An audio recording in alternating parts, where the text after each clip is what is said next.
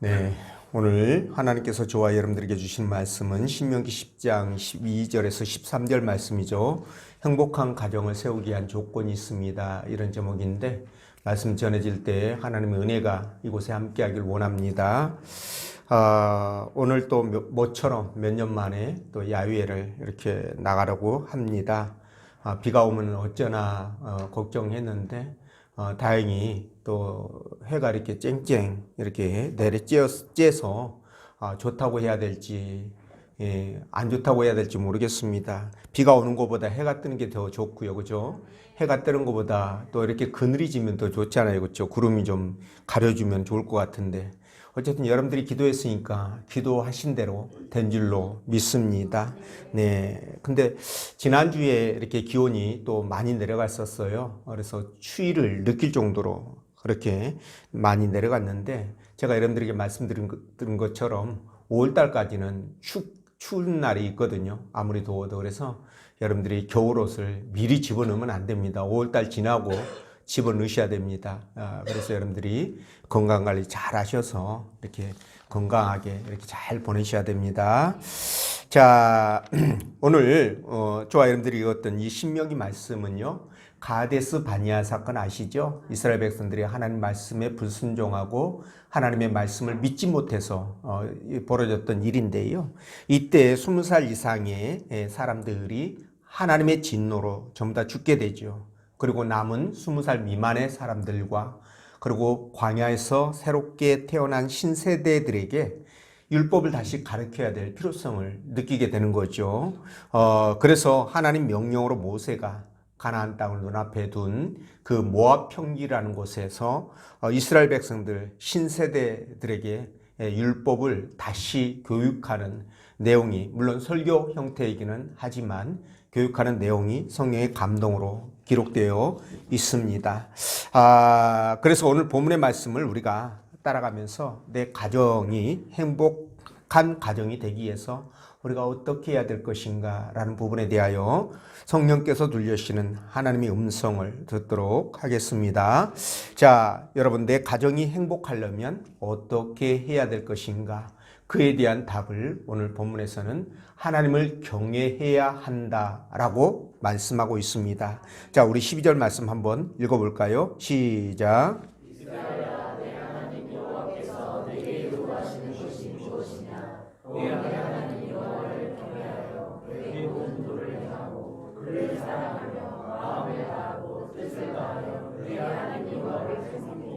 아멘.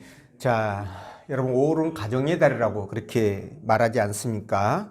근데 그 말이 저는 딱 맞다고 생각합니다. 가정은 행복을 만드는 행복 제작소, 행복 공장 뭐 이렇게 표현해도 될 만큼 정말 화목한 가정은요, 그야말로 행복의 보고이자 영혼의 안식처가 되는 것이죠. 자, 하나님은 에덴 동산에서 남자와 여자를 만드셔서 자녀를 낳아서 가정을 이루게 그렇게 하셨죠. 자, 그래서 하나님이 가정의 창설자이시다 이렇게 말하기도 하는데, 그러니까 성부 하나님께서는 가정을 만드셨고 성자 하나님은 구속을 통해서 가정을 새롭게 하셨으며, 그리고 성령 하나님은 끝까지 구속을 이룰 수 있도록 가정을 지키시고 보호하시기 때문에 가정은 하나님의 지성소다라고 일컬어질 정도로 굉장히 소중하고 너무나 귀한 그런 장소이죠. 자, 그런데 가정을 이룰 때 이제 남녀가 서로 만나서 좋아해서 결혼도 하고 아이도 낳고 그렇게 이제 이루게 되는데, 사실 이런 것들을 보면서 사람들은 그냥 어쩌다가 이렇게 만나다 보니까 그냥 좋아지게 되었고 또 우연히 그러다 보니 결혼까지 그렇게 가게 됐다 이렇게 생각하는 사람들이 있지만 전혀 그렇지 않죠. 사실은 하나님의 원대한 계획과 섭리 속에서 이런 가정들이 이루어졌다라고 보시면 됩니다. 그래서 가정은요, 작은 천국이 되는 겁니다. 그래서 아버지를 통해서 하나님을 경험하게 되고 어머니의 사랑의 손길을 통해서 보혜사 성령님을 경험하는 그런 귀하고 소중한 장소이기도 하죠. 자, 그래서 가정은 우리의 몸과 마음에 새 힘을 공급해 주고요. 그리고 기쁨과 평안과 안식을 가져다 줍니다. 그래서 자녀들도 밖에서 말이죠. 싸우거나 괴롭힘을 당해도 집에 오면 엄마가 따뜻하게 맞아주지 않습니까? 그리고 아버지가 또 그 문제들을 해결해 줍니다. 또 남편이 밖에서 아무리 힘들고 어려운 일을 당해도요. 집에 가면 여우 같은 아내가 있고 토끼 같은 새끼들이 있다라는 생각만 하면 모든 시름을 잃을 수가 있죠. 그리고 새 힘을 공급받는 귀하고 복된 장소가 바로 가정입니다. 아내도 마찬가지입니다. 사랑하는 남편과 아이들이 있는 가정을 위해서라면 어떤 일도 할 수 있는 그런 부분이 아내 또는 엄마 아니겠습니까? 그렇죠? 그러니까 이렇게 가정은요, 진정한 행복을 만들어내는 공장과 같다. 이렇게 이제 표현해도 과한 편이 아닐 거라는 거죠. 자, 그렇다면 이렇게 행복한 가정을 이루기 위해서는 우리가 어떻게 해야 할 것인가라는 건데요. 오늘 성경에서는 그 답을 뭐라고 말씀하십니까? 하나님을 경외하라. 이렇게 말씀합니다. 자, 혹자는요, 하나님을 경외한다고 행복한 가정이 만들어지겠느냐 이렇게 생각할 수 있는데요. 저는 그 생각에 단호하게 그렇다라고 답변할 것 같습니다. 답변할 수 있습니다. 왜 그렇습니까? 하나님이 어떤 분이라는 것을 여러분들이 생각한다면 금방 이해가 되는 부분들이에요. 하나님이 어떤 분이십니까? 그분은 우주 만물을 창조하시고 그죠? 우리의 생사복을 주관하시는 분이시라는 거죠. 그렇기 때문에 하나님께서 나의 인생, 나의 삶 전반을 통제하고 그리고 섭리하시고 인도해 가시기 때문에 그런 일들이 가능해진다는 거예요. 이해가 되시죠? 그래서 하나님을 경외하는 것이 가정의 행복을 결정짓는 중요한 요소라는 것을 우리가 다시 한번 알 수 있는데요. 자, 그렇다면 오늘 본문에서 하나님께서는 우리에게 원하는 것이 무엇일까라는 겁니다. 가정의 행복을 위해서 또는 나의 인생의 행복을 위해서 하나님께서 우리에게 무엇을 원하시는 건가라는 건데요. 바로 그것이 오늘 본문의 말씀입니다. 뭐라고 말씀하십니까? 이스라엘아, 내 하나님 여호와께서 내게 요구하시는 것이 무엇이냐? 곧 내 하나님 여호와를 경외하여 그 모든 도를 행하고 그를 사랑하며 마음을 다하고 성품을 다하여 내 하나님 여호와를 섬겨라. 이렇게 말씀하시는데 하나님 여호와를 경외하고 그리고 그 모든 도를 행하며 또 마음을 다하고 성품을 다해서 하나님을 섬기는 것이다. 자, 여러분 이렇게 말씀하시는데 여기서 중요한 것이 있습니다. 그것이 뭐냐면 바로 하나님을 경외하는 것인데 하나님을 경외할 수 있어야 마음을 다해서 도를 행하고 순종이 가능하고 섬김이 가능하다는 겁니다. 이해가 되시는지요? 자, 그렇다면 도대체 경외가 뭔데 경외를 할 때 이렇게 하나님께서 우리 가정에 복을 주시고 저와 여러분들의 인생을 책임져 주시느냐라는 건데요. 여기 경외라는 것이 히브리어 언어적 의미가 뭐냐면 공경하다 또는 두려워하다라는 말이에요. 이 두 단어의 합성이 바로 경외다 이렇게 보시면 됩니다. 그러니까 이 경외를 통해서 우리가 극도의 존경심을 하나님 앞에 표현하는 것인데요. 하나님을 섬길 때 그렇기 때문에 공경하는 마음, 두려워하는 마음 이런 것을 함께 가지고 하나님을 섬겨야 한다라는 겁니다. 물론 여기서 두려움이라는 것은요. 하나님을 멀리 피하는 그런 두려움을 말하는 게 아닙니다.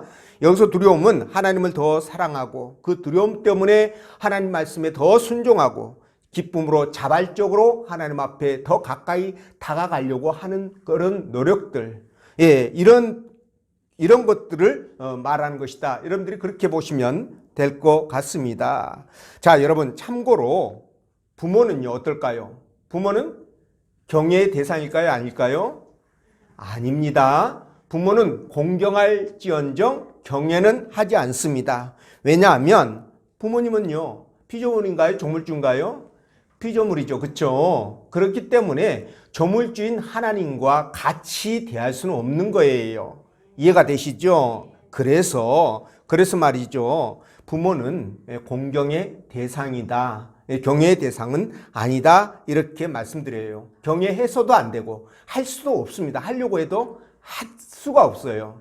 이해가 되시죠? 자, 그래서 이런 하나님을 내 가정에서부터 내 가족들을 진짜로 경외한다고 한다면 하나님이 얼마나 기뻐하실까?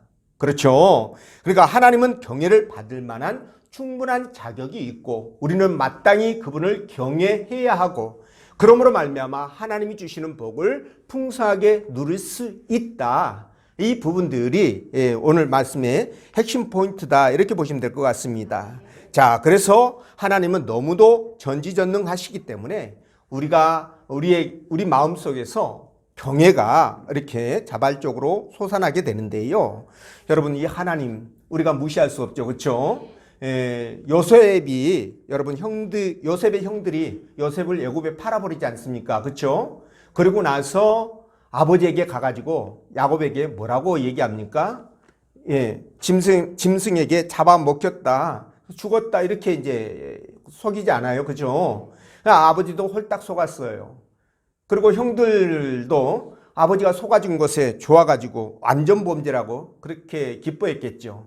그런데 세월이 흐른 후에 하나님께서 어떻게 하셨습니까? 그들의 범죄를 애굽의 왕궁에서 낱낱이 까발려 버리지 않습니까? 그렇죠? 속속들이 드러내는 것을 우리가 보게 되는데, 자, 그래서 우리 하나님은 죄를 드러내실 뿐만 아니라 그 죄를 기억하기 때문에 저와 여러분들이 이 땅을 살아가는 과정 속에 어떤 행위를 하더라도 어떻게 해야 됩니까? 하나님을 먼저 의식하고 해야 된다. 이 말씀을 드리는 거예요. 자, 하나님은 이렇게 당신을 사랑하고 경외하는 그런 사람들을 반드시 기억하고 복을 주시는데요. 자, 여러분, 우리 인간도 마찬가지입니다. 자기를 사랑해주고 또 자기에게 더 아껴주고 그런 사람에게 더 관심이 가잖아요. 그렇죠? 그리고 그런 사람들에게 뭐라도 더 해주고 싶은 것이 우리 인간의 마음이에요. 맞죠? 근데 하나님은 어떻겠습니까? 더더욱 그렇게 하지 않을까요? 예, 그렇게 생각하시면 됩니다. 그래서 시편 115편 13절 14절 말씀 보면 대소 물어나고 여호와를 경외하는 자에게 복을 주시리로다. 여호와께서 곧 너희와 너희 자손을 더욱 번창케 하시기를 원하노라. 이렇게 말씀하는데, 그러니까 내 가정이 복을 받고 정말 행복한 가정이 되기 위해서는 어떻게 해야 된다? 하나님을 전심으로 사랑하며 그분을 경외하시라는 거예요. 예, 하나님을 경외하고 사랑할 때 내 가정은 물론이고 내 인생이 행복하게 그렇게 되어진다고 하니까 당연히 그렇게 해야죠. 그렇죠? 하나님이 역사하신다는데 그렇게 하는 것이 마땅합니다. 자, 그런데 말이죠. 그럼에도 불구하고 우리가 인생을 살아가는 과정 속에서 정말 살다 보면 굉장히 어렵고 힘든 일들을 만날 때가 많이 있습니다. 특히 고부간의 관계가 원만하지 못해서 갈등 때문에 여러 가지 가정의 이기를 겪기도 하고요. 또 부부간의 문제 때문에 갈등하고 힘들어하는 그런 부분들 굉장히 많습니다. 오죽하면 여러분, 두 쌍이 결혼하면 한 쌍이 이혼을 하겠습니까? 예, 근데 이렇게 부부 사이가 특히 좋지 못하면은요, 그 가정은 그야말로 지옥이 됩니다. 그 직접적인 피해 당사자는 누가 될까요? 자녀들이 되죠. 예, 자녀들입니다. 그런데 자녀들뿐만이 아니라 그 주변에 있는 부모, 형제들 또한 같이 마음 아프고, 정말 답답하고, 어렵고 이런 부분들은 같이 이제 겪게 될 텐데요. 특히나 이 부부 관계가 무너지면 이혼으로 이어지기 때문에, 그래서 가정이 깨지기 때문에 이 가정은요, 부부 관계가 화목하고 정말 아름답게 이어지는 것은 너무너무 중요한 문제입니다. 그래서 나라에서도 매년 5월 21일 날을 부부의 날로 정해가지고 가정의 행복을 장려하고 있는 그런 실정 아니겠습니까? 그렇죠? 또한 애들도 조금만 크면요, 자의식이 생깁니다. 그러니까는 어릴 때는 자의식이 있어도 부모 통제 아래 들어갑니다. 그렇기 때문에 부모가 마음대로 이게 관리가 되는데 조금 크면은요, 이제 초등학교 이제 고학년쯤 올라가면 이 총대가 슬슬 안 되다가 중학교, 고등학교 들어가면 완전히 손에서 벗어나려고 난리 부르스를 치죠. 그렇죠? 예, 그러다가 대학교 들어가면 완전히 떠납니다. 이런 상황이 되는데, 근데 그 과정에서 말이죠, 새롭게 관계 설정을 해야 되잖아요, 자녀들하고. 아니, 언제까지 소나기에서 쥐락펴락 가는 자녀가 아니지 않습니까? 그럼 어느 단계에 가면 놔야 되거든요. 그러니까 이런 관계 설정을 하는 과정 속에서 굉장한 갈등이 생기게 되는데, 이 갈등이 만만치가 않습니다. 그러다 보니까 우울하고 답답하고 의욕을 잃고 막 이런 일들이 생겨요. 이런 문제뿐만이 아니라 뭐 경제적인 문제 때문에 어려움을 겪기도 하고 또 건강상의 문제 때문에 힘들어하고 고통을 당하거나 굉장히 그 의욕을 잃어버리는 그런 상황들도 만나게 되는데요. 근데 이런 여러 가지 크고 작은 가정의 위기들을 만났을 때 우리가 이 문제들을 어떻게 해결해야 될 것인가, 해결 방법을 찾지 못해서 많이 사람들이 힘들어 합니다. 자, 여러분, 이럴 때 어디를 가야 문제를 해결할 수 있을까요? 물론 전문 상담가나 또는 병원을 찾아서 도움을 받을 수도 있습니다.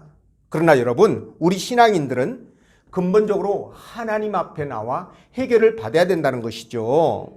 자, 여러분, 성경은요, 하나님이 저와 여러분들을 부르신 목적에 대해서 여러 가지를 말씀하시는데 그 중에 하나가 바로 뭐냐면 복 주시기 위함이다 라고 말씀하셔요.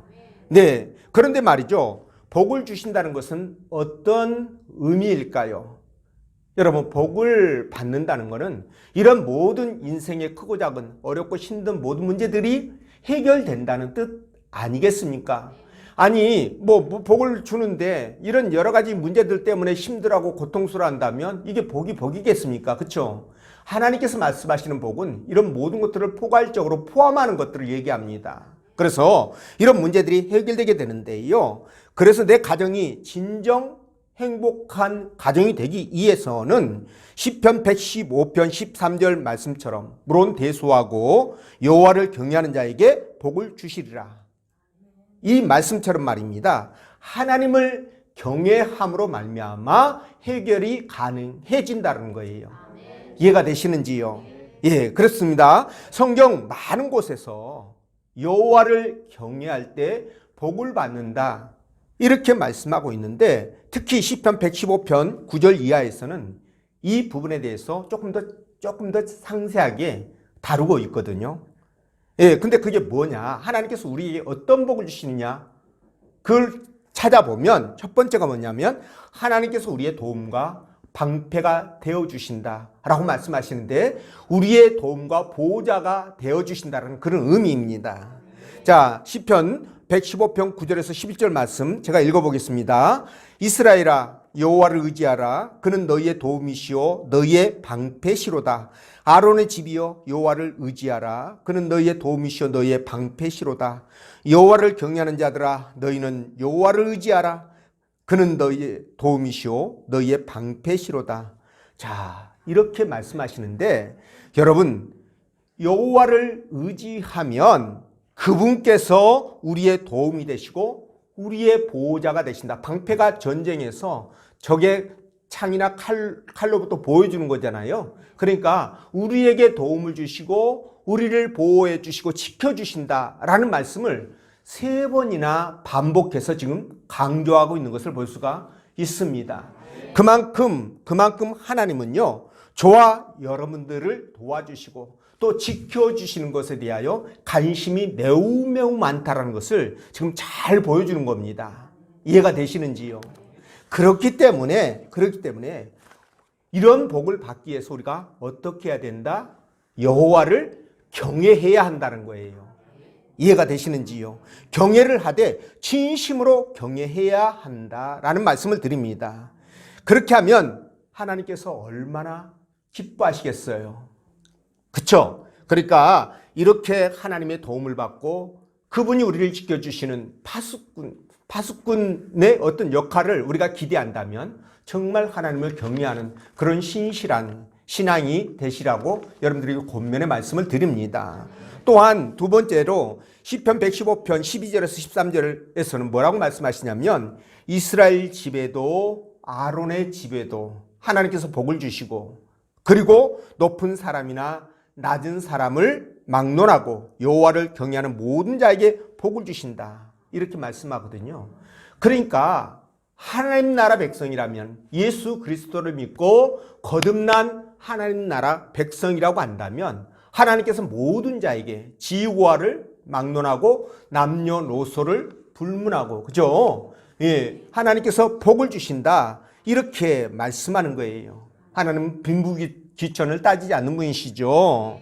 예, 그러니까 이걸 보더라도 저와 여러분들 가정 행복하게 만들어야 되는 것은 당연합니다. 이거는 뭐 이유가 없어요. 전부 다 알고 계시는 것들이기 때문에.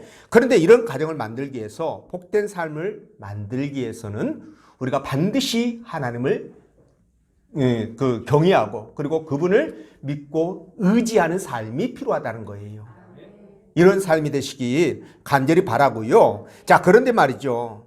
그러면 여기서 말하는 복은 어떤 복을 얘기할까요? 여기서 말하는 복 그렇게 얘기를 하는데 이 복은요 히브리어로 바라크라는 단어로 기록되어 있습니다. 근데 이 바라크라는 복이라는 단어가 기본적인 어떤 의미를 갖고 있는 줄 아세요?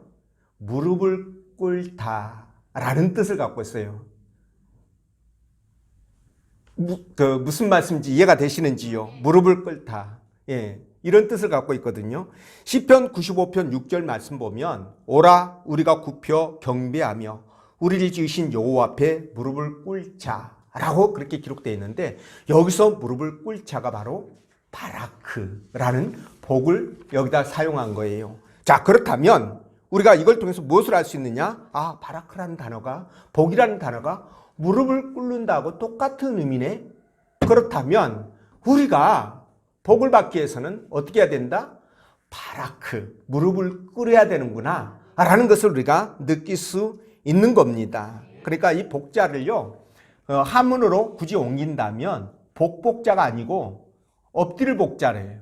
엎드릴 복, 구부릴 복자. 여러분 이해가 되시죠? 자, 이런 복인데 자, 그렇다면 우리가 이렇게 복을 받기 위해서 무릎을 꿇어야 되는데 엎드려야 되는데 이렇게 우리가 무릎을 꿇고 엎드릴 때 하나님 앞에 어떻게 된다? 예, 영혼의 복을 받고요. 또 내가 이 땅을 살아가는 과정 속에서 세상에서 누릴 복을 받는다라는 거예요. 영육간의 복을 받는다라는 겁니다. 여러분 그러기 위해서 무엇을 해야 된다? 무릎을 꿇어야 된다라는 겁니다. 근데 말이죠. 여기서 무릎을 꿇는 것은 또 어떤 의미일까? 그죠? 예, 무릎을 꿇는 거. 아, 그렇죠. 목사님 뭘 그렇게 복잡하게 생각하세요? 그냥 무릎 퍽 꿇으면 되죠. 그거 뭐 어렵다고 그렇게 말을 어렵게 하십니까? 이렇게 말할 수 있습니다. 자, 그런데 이 무릎을 꿇는다는 것은 여러분 상대방에게 굴복하거나 아니면은 상대방을 우러러 볼 때 이 무릎을 꿇지 않겠습니까? 아니, 비굴하게 꿇을 때도 있어요. 예, 그런 거 말고, 그런 거 말고. 이럴 때 꿇는데, 여러분, 이 무릎을 꿇을 때 말이죠. 이때 하나님을 진정으로 경외하는 마음, 네. 하나님을 진정으로 사랑하고, 그분을 섬기고, 그분에게 순종하고자 하는 마음이 갖춰질 때 무릎이 꿇려지는 거예요. 이해가 되시죠? 아니 누구나 아까 말씀드린 것처럼 그냥 무릎 푹 꿇죠. 뭐 그거 뭐 얼마나 무릎 꿇는다고 뭐 돈 나가는 것도 아니고 무릎이 닳아지는 것도 아닌데 그냥 뭐 꿇으면 되죠. 뭐 이렇게 생각하지 마시고요. 이 의미는 그런 의미가 아니니까. 예, 그래서 하나님 앞에 내가 진정으로 그분을 믿고 의지하면서 전적으로 순종할 때 그렇게 무릎이 꿇어진다는 것을 우리가 생각한다면 아, 이 무릎 꿇는 것이 그 간단한 문제는 아니구나라는 것을 우리가 느끼게 된다는 거지요. 자, 근데 말이죠. 무릎을 이렇게 꿇는 이 바라크라는 이 단어 속에 복이라는 이 단어 속에 다른 복들과 조금 다른 부분이 하나 있어요. 그게 뭐냐면 이 바라크라는 복은요. 복을 주시는 사람은 부각되지 않아요. 강조되지 않습니다. 근데 반대로 복을 받는 사람의 모습은 강조되는 단어예요. 무슨 뜻이냐면은, 그러니까 하나님, 복을 주시는 하나님이 중요하게 부각되는 되는 것이 아니라 복을 받는 사람의 행위, 그 사람이 얼마나 하나님 앞에 무릎을 바르게 꿇었느냐, 이 부분이 강조되는 단어다라는 거예요. 그럴 때 복이 임하는 단어다라는 것입니다. 이해가 되시죠? 그래서 말이죠. 이렇게 우리가 진정으로 하나님 앞에 무릎을 꿇을 때 하나님께서 복을 주시는데, 여러분들이 이런 복을 받아서 누리면 얼마나 좋겠습니까? 그렇죠? 이 복은 영육간에 하나님께서 주시는 복이기 때문에 그렇습니다. 자, 그리고 말이죠. 또 하나, 하나님 앞에 그분을 경외하고 그분 앞에 무릎을 꿇게 되면 어떤 복을 주시느냐? 너와 너 자신이, 너 자손들이 번성케 되는 복을 주신다. 이렇게 말씀하셔요. 똑같이 시편 115편 이어지는 14절, 15절 말씀에서 여호와께서 너희를 곧 너희와 너희 자손을 더욱 번창하게 하시기를 원하노라. 너희는 천지를 지으신 여호와께 복을 받는 자로다. 이렇게 말씀하거든요. 그러니까 나와 나의 자손들이 그냥 번창도 아니고 더욱 번창케 되는 복이라는 거예요. 얼마나 중요한 복입니까? 그렇죠? 예, 그러니까 이런 복을 주신다니까 정말 감사할 일이죠. 감사할 일입니다. 근데 번창한다는 것이 무슨 뜻이에요? 크게 만들어준다는 뜻 아니겠습니까? 그렇죠? 예, 그래서 내가 하나님께 복을 받아서 번창하게 되고 내 자식들도 번성하게 된다면 여러분 이보다 더 좋을 일은 없지 않습니까? 그렇죠? 네, 그렇습니다. 그래서 저와 여러분들이 정말 복을 받고요. 또 내 자식들이 복을 받길 원한다면, 예, 그렇다면 어떻게 해야 된다? 하나님을 경외해야 된다. 그분 앞에 무릎을 꿇어야 된다라는 겁니다. 예, 그렇게 하시면 하나님께서 복을 주시겠죠. 예. 근데 말이죠. 무릎을 꿇을 때 아까 그냥 무릎 꿇은 거 뭐 어렵다고 그냥 달아지는 거 하니까 그냥 꿇을 수 있지 이렇게 생각하지 말라고 말씀드렸잖아요. 그 이유가 뭐냐면 우리 하나님은 예모를 보지 아니하시고 무엇을 보신다? 중심을 보기 때문에 그렇습니다. 자, 그분은요 우리의 관절과 골수를 쪼개고 우리의 마음과 생각과 또 뭡니까? 중심, 그 뜻까지 감찰하시는 분 아니겠습니까? 그렇죠? 예, 그렇습니다. 그렇기 때문에 우리는 하나님 앞에 서면 벌거벗은 모습처럼 모든 것이 드러나게 되거든요.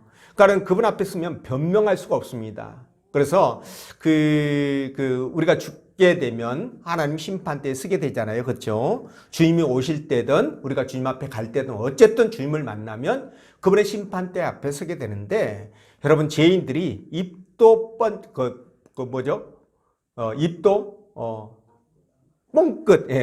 하지 못하고 스스로 알아서 지옥으로 걸어간다지 않습니까? 변명도 못하고. 왜 그럴까요? 하나님 앞에서 벌거벗은 것처럼 모든 것들이 다 드러나기 때문에 변명 자체를 할 수 없어서 그냥 지옥으로 지발로 걸어간다고 그렇게 누가 이 얘기를 우스갯소리로 하더라고요. 저는 우스갯소리지만 그 말이 상당히 의미가 있다라고 그렇게 생각을 했습니다. 그래서 진정으로 무릎을 꿇는 사람, 허리만 숙이는 거 말고 무릎만 갖다 땅에 대는 거 말고 진정으로 그 무릎을 꿇는 사람, 하나님께서 아시겠죠? 그런 사람에게 하나님이 바라크라는 복을 허락하신다는 거죠. 자, 그래서 여러분들은 하나님을 경외하셔야 됩니다. 그것이 내 가정과 내가 또 내 자손들이 복을 받는 지름길이라는 거예요. 이해가 되시죠? 자, 그래서 전도서 12장 13절 보면 하나님을 경외하고 그 명령을 지킬지어다. 이것이 모든 사람의 무엇이다? 본분이다 라고 말씀하셨는데 하나님을 경외하고 그 명령을 지킬 때 자기 본분을 다하는 거예요. 사람으로서 마땅히 이 땅에 태어난 목적을 이루는 겁니다. 네, 그게 본분인데 이 본분을 다할 때 우리가 어떤 상태가 되느냐? 그때 행복해지는 거예요, 여러분. 여러분, 우리 사람은요 영적인 존재지 않습니까? 예, 그렇기 때문에 이 짐승과는 다르게 영혼이 있어서 아무리 많은 물질을 소유하고 갖는다고 할지라도 거기서 행복이나 만족을 누릴 수가 없어요. 못 누립니다. 그래서 이런 말 있잖아요. 바다는 맺고도 사람 마음은 메꿀 수가 없다라는 것이 그래서 나오는 거예요. 100억, 199억 갖고 있으면 남은 걸 1억 등치기 해서, 그죠? 뺏어서라도 100억을 채우려고 하는 게 사람의 본능이잖아요. 그러니까 만족을 모른다는 겁니다. 그런데 여러분, 이 만족을 어디에서 채울 수 있느냐? 내 영혼이 하나님 앞에 바르게 세워줄 때, 본분을 다할 때 이 만족이 채워지는 거예요. 관계가 바르게 설정될 때 만족이 채워지는 겁니다. 그럴 때 진정한 뭡니까? 이 기쁨의 상태가 되는 거예요. 행복을 이루는 상태가 되는 겁니다. 우리 존재 자체가 그렇게 되어 있어요. 그래서 여러분, 예수 그리스도를 떠나서는 결코 만족이 없다. 세상을 보고 뭐죠? 사람을 보고 세상을 봐도 만족함이 없도다, 이런 거 있지 않습니까? 그렇죠? 그런 그 찬양이 그냥 나온 찬양이 아니라 아마 이런 깨달음에서 나온 것으로 저는 그렇게 짐작이 됩니다. 그래서 말이죠. 우리가 하나님을 경외하고 하나님 말씀 앞에 순종하고 그분을 섬기는 것이 마땅한 도리인데, 근데 어떤 사람들은 이런 부분들에 대해서 굉장히 부담스러워합니다. 하나님의 요구를 굉장히 부담스러워하고 버거워해가지고 교회를 떠나기도 하고 그렇게 하는데요. 근데 여러분, 절대 이게 버거운 게 아닙니다. 그분의 은혜 안에 들어가게 되면 이게 결코 버거운 게 아니라 기쁨이에요. 경험하신 분들은 아실 겁니다. 그래서 우리 주님께서도 뭐라고 말씀하십니까? 내 멍에는 쉽고 내 짐은 가볍다라고 얘기하셔요. 절대 무겁지 않습니다. 하나님의 요구는 저와 여러분들에게 유익을 주기 위한 요구이기 때문에 그게 그런 거예요. 여러분, 우리가 시골에 가면은 옛날에, 지금은 없습니다만, 이렇게 물 이렇게 뽑아내는 펌프 있지 않습니까? 그렇죠? 그 펌프로 물을 뽑아낼 때 그냥 이렇게 펌프질한 데서 물이 나오는 건 아니잖아요. 그 안에 물이 이렇게 싹 빠져버리면 다시 마중물을 집어넣고 펌프질을 해야 그것 때문에 물이 올라오지 않습니까? 그렇죠? 똑같은 원리예요. 하나님이 요구하시는 것도 이 마중물과 같다. 이 마중물을 통해서 너에게 복을 주게 하여 내가 요구하는 것이지 너를 괴롭게 하려고, 또는 내가 그거 가지고 유익을 누리기 위해서 절대 하나님이 요구하는 것이 아니다라고 보셔야 돼요. 그렇게 생각하셔야 됩니다. 그러면 절대 이게 무거운 짐이 될 수가 없는 것이죠. 근데 여러분, 우리가 그렇게 해가지고 많은 복을 받았다고 할지라도, 여러분, 만약 가정이 없다고 한다면 무슨 의미가 있겠습니까? 그렇지 않겠어요? 그러니까 내 사랑하는 가족과 부모, 형제들과 함께 복을 누리지 못한다면 이건 진정한 복이라고 할 수가 없는 거예요. 이해가 안 되시나요? 이해가 될 겁니다. 그래서 가정은 든든한 버팀목이 되는 거예요. 내 인생의 행복 제작소가 되는 것입니다. 지금 우리나라에 4만 명 가까운 분들의 탈북자들이 있습니다. 이분들이 들어와 있는데, 어떤 분은 가족과 함께 오신 분도 있고 어떤 분은 혼자 이렇게 오신 분도 있습니다. 그런데 일부에서는 저만 살려고 가족들 버려두고 혼자 도망쳤다, 이렇게 비판적으로, 부정적으로 보는 사람도 있는데, 여러분, 오죽하면 혼자 왔겠습니까? 여러분들이 북한의 그 사정이나 실정을 몰라서 그렇거든요. 그러니까 아무런 희망도 없는 노예 생활을 하고 있는 그 땅에서 너만이라도 가서 자유롭게 살라고 등 떠미는, 부모의 등에 떠밀려서 이렇게 오신 분들도 많이 있습니다. 여러분, 제 말이 맞습니다. 많이 있는데, 이분들이 와가지고 한결같이 하는 말이 뭐냐면, 가족들이 없다 보니까 이곳에서 아무리 잘 먹어도 목에 넘어가지 않는데요. 그리고 이분들은요, 한 수도꼭지에서 이렇게 하면 도움을 나오고 이렇게 하면 찬물 나오는 거 있잖아요. 이걸 굉장히 신기해합니다. 그러니까 그런 것을 보면서 매일 샤워할 수 있다는 것이 놀라운 일로 받아들이거든요. 그리고 그 땔감 가지고 아파트에도 거기는 이렇게 불을 떼 가지고 석탄을 떼거나 나무를 장작을 떼거나 해서 난방을 하는데, 여기에서는 그렇지 않고 이렇게 스위치만 누르면 난방이 되고, 이런 부분에 있어서도 굉장히 신기하더라고요. 그런데 이렇게 좋은 집에서, 따뜻하고 좋은 집에서 살아도 기쁨이 없답니다. 왜냐하면 여러분, 좋은 일은 함께 나누면 배가 된다고 그러는 얘기가 있잖아요. 가정이 있고 가족이 있다면 그걸 함께 누리니까 얼마나 기쁘겠어요. 근데 나 혼자 누리면 여러분 전혀 기쁘지 않아요. 여러분들이 입장 바꿔놓고 생각해 보시면 금방 이해가 됩니다. 그러니까 이런 관점에서 봐도 내 가정이 얼마나 소중하고 귀한지 여러분들이 좀 아셨으면 좋겠습니다. 그래서 여러분들이 가정을 지키기 위해서 희생하셔야 돼요. 희생하셔야 됩니다. 내가 하고 싶은 대로 내가 하고 싶은 말 다 하고 내가 하고 싶은 일 다 하면서 가정 지킬 수 없어요. 때로는 양보해야 되고 때로 희생해야 됩니다.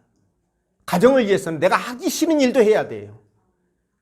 그래야 가정이 지켜지는 거지. 어떻게 내가 하고 싶은 대로 다 하면서 가정이 온전해지기를 원하겠습니까?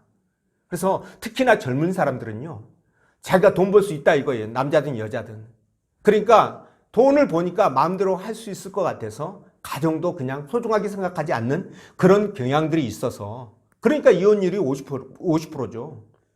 막 하는데 여러분, 나이 먹고 병들어 보세요. 점점 가정의 소중함, 그리고 배우자의 소중함을 깨닫게 될 것입니다. 그래서 이게 하나님의 뜻이잖아요. 무엇보다도 가정을 지키고 가정 중심의 삶을 살아가고 가정에서 행복을 누리면서 기쁨을 누리면서 그렇게 소소하게 살아가는, 이게 크리스찬의 모습이에요. 그런 삶이 되어야 된다는 것입니다. 이럴 때 하나님이 얼마나 기뻐하시겠습니까? 아니, 가정을 누가 만드셨다고요? 하나님이 만드셨잖아요. 그 가정을 깨버린다고요? 그래서 크리스찬들이 이혼을 경계하는 이유예요. 결혼도 신중해야 되지만 한번 결혼했다고 한다면 어떤 일이 있어도 여러분 이해하고 양보하고 설득하면서 생각을 맞춰가면서 가정 지켜야 됩니다. 물론 항상 특별한 케이스는 있어요. 그 특별한 케이스까지 여러분들에게 말씀을 드리는 건 아니지만 그렇게 하셔야 돼요. 그렇게 해서 가정을 지키는 것이 하나님께서 기뻐하는 일이고 하나님 앞에 복을 받는 일이고요. 예, 그렇습니다. 그래서 여러분들에게 주어진 그 소중한 가정을 위해서 여러분들이 기꺼이 몸을 던져서라도 희생할 수 있는 그런 각오로 가정을 지키시고 자녀를 지키고 가족들을 지키시고 이렇게 해서 주어지는 어떤 환경에 대해서 극복할 수 있는 뭡니까? 면역력을 키워가는 것이고요. 또 주어지는 어떤 좋은 것들에 대하여 함께 누림으로 말미암아 그것에 대해서 더 가치를 상승시킬 수 있는 이런 부분들을 우리가 갖게 되지 않겠습니까? 그렇죠? 그러니까 여러분들이 오늘부터라도, 지금까지 좀 못했다면 오늘부터라도 내 가정의 소중함을 아시고요. 가정을 위해서 여러분들이 한 발짝 양보하실 수 있는 그런 마음가짐을 가졌으면 좋겠습니다. 그리고 가정이 없다면 가정을 가질 수 있도록 노력하시는 것도 괜찮겠죠. 그렇죠? 예. 그래서 그렇게 해가지고 진정 행복한 가정 세우셔가지고 하나님 앞에 영광을 올려드리는 저와 여러분 되시기를 주의 이름으로 축원드립니다. 기도합니다.